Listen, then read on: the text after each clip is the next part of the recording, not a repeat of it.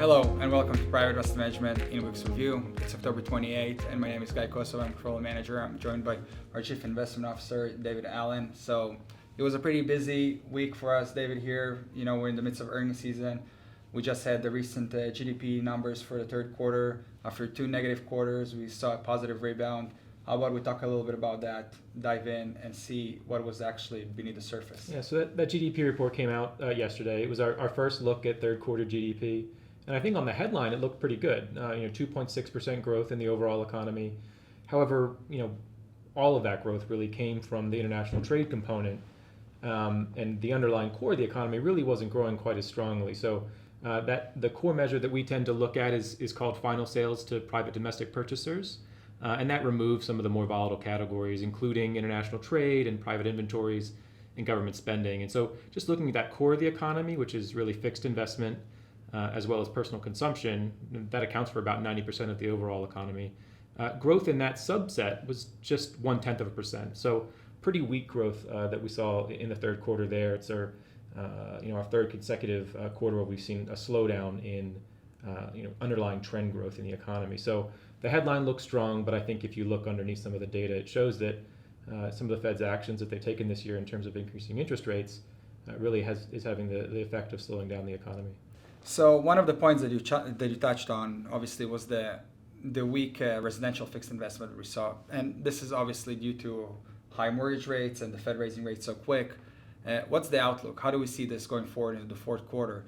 And also, what was the actual drag? Like, is this a meaningful category for GDP overall? Those are great questions. So first off, the decline that we saw in residential fixed investment was annualized, it was about 26%. So a really significant decline in that category. What goes into that is new home construction, but also brokers' fees. And so the high mortgage rates that you're seeing, which are now over 7%, those are certainly having an impact not on just on home building activity, but also the existing home sale market where we're seeing brokers' fees really decline also. So the outlook there, should we expect to see these declines continue? I think so. I think that we're going to continue to see some pretty weak results as long as mortgage rates remain as high as they are now, perhaps even higher into the fourth quarter. Now, is that going to have a big impact on the overall economy? The good news there is probably not. This is a relatively small portion of overall economic output, which is maybe a surprise. I mean, housing is such a large focus of many people. It certainly has impacts elsewhere in the economy, but in terms of overall economic growth, it's actually a fairly small impact coming from that residential fixed investment category. So I have a little story that I'll share with you. So I was talking to a mortgage broker this week, and she was telling me how on every average month she's doing between 35 to 40 deals or underwriting 35 to 40 mortgages. And in the last few months, she had 2 mortgages only. So she said the business came to a complete stop. So the sentiment is definitely negative, and that's what we see in the numbers. So it's just interesting how things slow down so quick. Yeah, and that anecdote is really showing up in some of the other housing market data where we're seeing a big slowdown in both existing home sales, new home sales, home builder sentiment.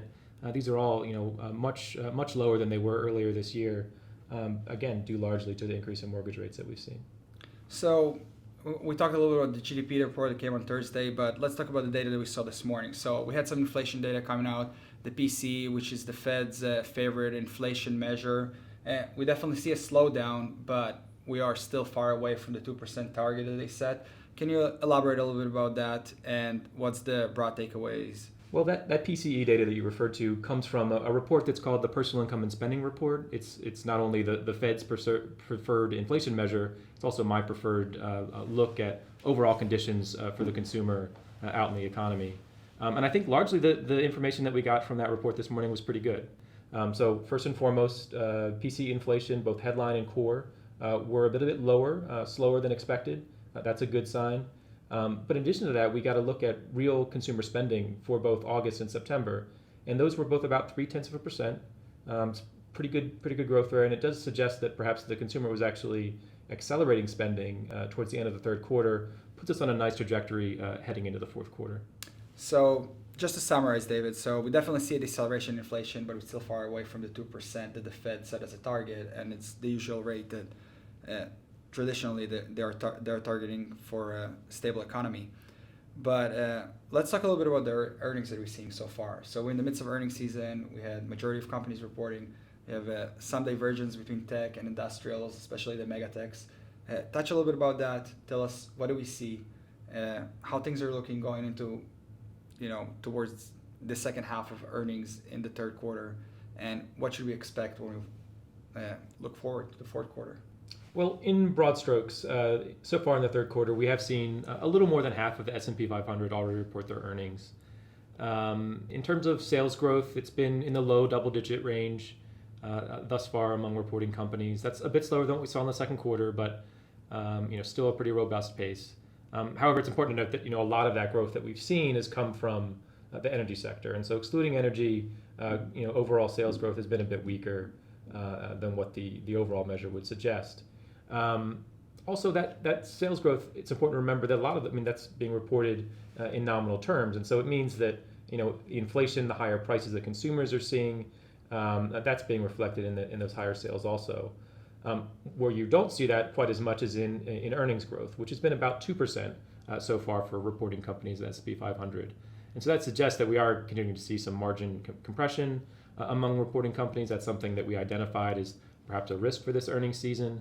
It does seem like that's bearing out, at least thus far.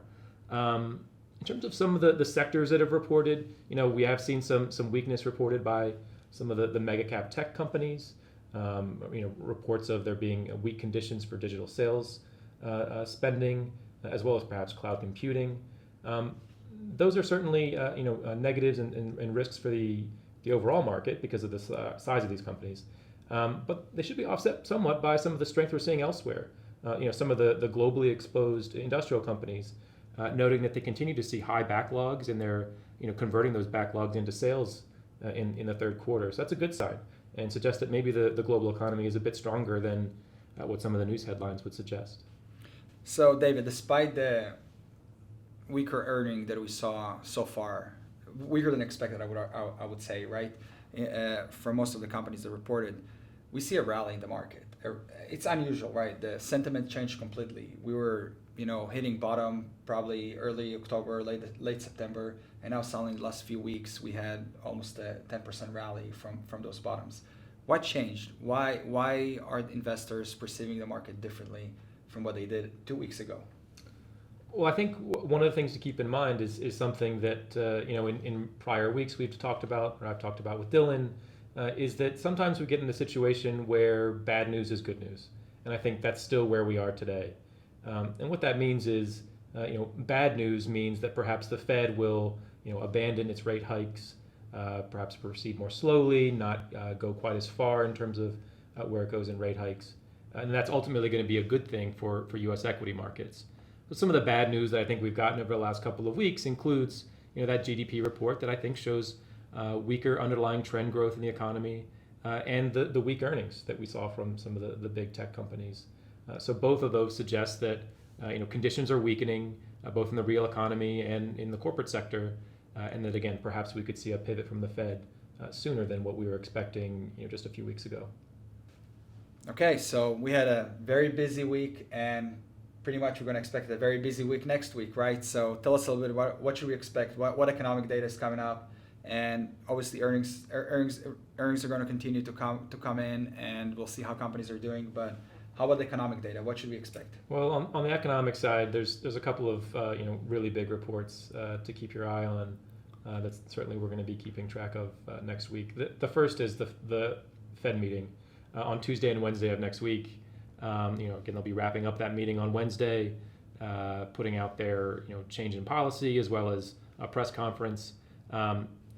Very likely that we're going to get from the Fed a 75 basis point increase in the Fed funds target rate.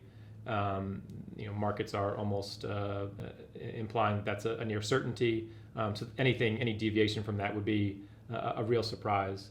But I think it's going to be important to really pay extra close attention to how the Fed communicates around that policy change. So in terms of the statement as well as the press conference that'll follow, are we getting any sense of the Fed sort of accepting this idea of a pivot, maybe moving in that more dovish direction, or are they going to try to correct markets, bring them back in line and suggest that the fight against inflation is not over, and that we're going to continue to increase rates at the pace that we had sort of outlined in their last summary of economic projections. So that'll be an interesting report midweek. And then to end the week, we'll have the big labor market report for October. That's going to come out on Friday. We are expecting to see slower payroll growth, expectations for about 200,000 non-farm payrolls to be added, and a slight increase in the unemployment rate from 3.5% to 3.6%. I think, though, what's going to be most closely watched is going to be the average hourly earnings data. We're looking for that to come down as the labor market moves into better balance. We should see slower wage growth. And so looking at that data on Friday, I think that's going to be as important, if not more, than the statistics that get most of the headlines, which are payrolls and unemployment. But really pay close attention to that average hourly earnings data also. Thank you, David. So obviously another busy week in terms of economics. If you enjoyed the video, please subscribe to our YouTube channel and like our videos there. Also, if you have any questions, please feel free to contact your portfolio manager or email the address that is on your screen right now. Have a great weekend, and we'll see you next week.